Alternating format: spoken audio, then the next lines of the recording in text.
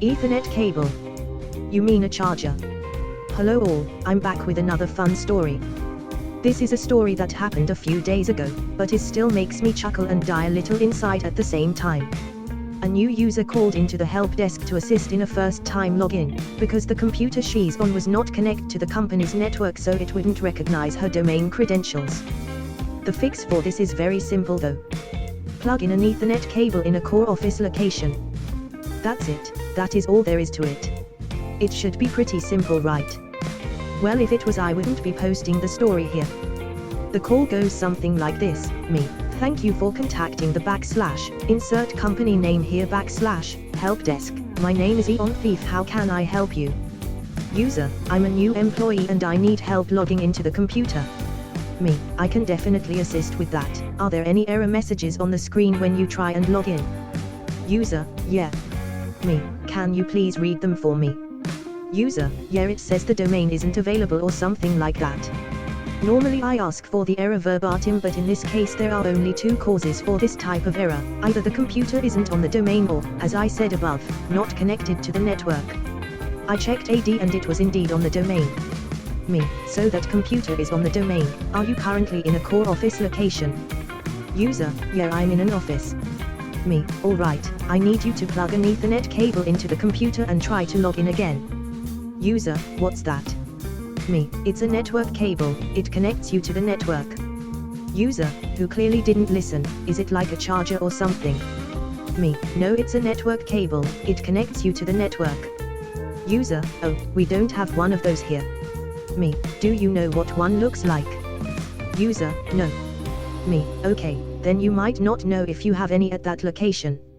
User: what do they look like? Now fellow Redditors, I know this might not be a great way to describe an Ethernet cord, but it's worked for me in the past. Me: the end of it looks like a phone cable but it's bigger. User: oh, I have one of those in my desktop. Me: okay, well I'm gonna need you to take the cable out of your desktop and plug it into your laptop. User: no. Me: I'm sorry. User: I'm not going to do that, it might mess up the desktop. Me: it won't, the only thing it will do, it temporarily disconnect it from the network. User: but that will mess it up. Me: I can assure you it won't. User: I'm just gonna find a different eth or whatever and I'll call back. With that she hung up. I never found out if she ever called back in. I can only hope that she isn't as difficult as she was with me. Can't you make Google do this? So, I'm the web developer for a marketing agency. For the past 3 to 4 months our SEO guru and I have had the following conversation with our account specialists repeatedly, as, hey, you said you published that page an hour ago, but I'm not seeing any search results for it yet. Us: yeah, you won't. It's published and the site map is updated, but you'll need to wait for Google to rescan the site. That can take anywhere from a few days to a few weeks if you're really unlucky, and then it may not rank right away. As, that's unacceptable. Can you not make Google scan the site faster? US, well, we can request Google to re-index the site, but it really doesn't seem to help much. They will index it when they index it. It still probably won't rank that quick. Hours later.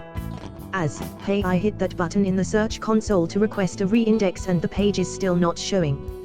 US, like we said. It will take Google a few days, possibly longer. As, the client needs this page to show in search results. I insist you call Google and make them add it. US, yeah, we'll get right on that. Evidently they read a misinformed blog article on this and took it for fact, so our solution was to turn it around on them. US, hey, Google really needs to speak to the people in charge of these clients. They won't even talk to us, so unfortunately you need to call them. As, that's wonderful. I'll call them right now. Haven't heard another peep out of them. TLDR, account specialists think we can control Google. The only call that matters: a few years ago I worked as tech support for one of the largest tech companies in the world. I'd handled thousands of calls up to this specific one. Some are probably a great story of their own, but it doesn't matter. This is the only one worth telling.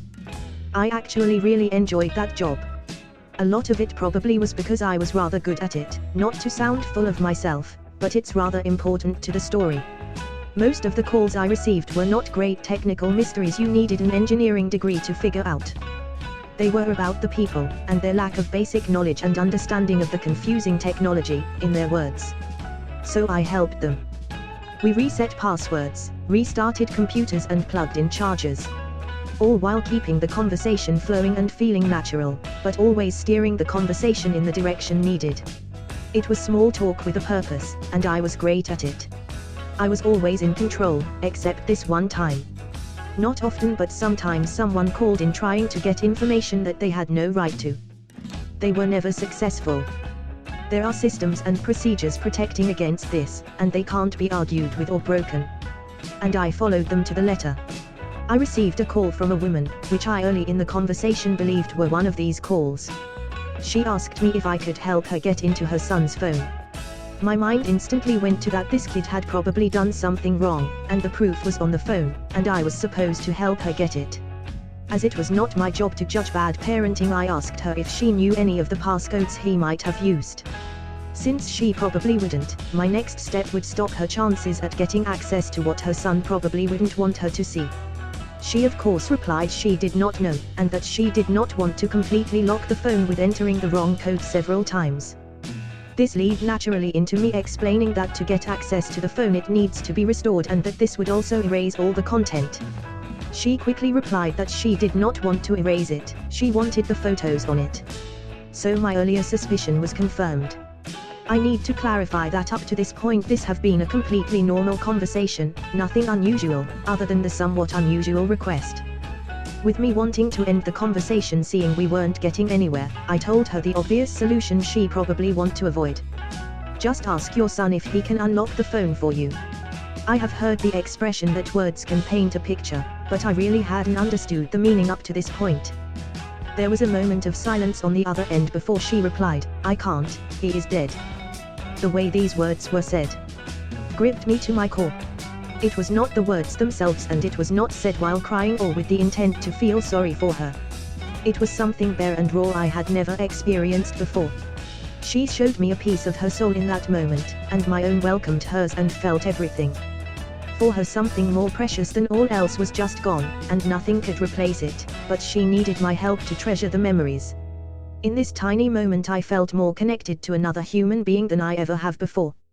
We both must have felt this moment and connection, because a moment later she told her story. It was as natural as talking to a good friend, and in my heart I wanted to listen and just be there for her. Her son had been struggling for a while, and she had done all in her power to help him and make it better. 2 days prior to her talking to me, she had found her son in the woods behind their house. He had hanged himself from a tree. He was 15 years old. At this point my mind was not at work, following the rules and regulations. I was helping another human being, and I did everything I could possibly think of to help her get access to her son's photos. I probably would have been fired if my boss knew all the procedures I didn't follow that day, and I hadn't cared if I had. Unfortunately at the end I was not able to help her get access. The security at that point was just too well encrypted for my level of skill.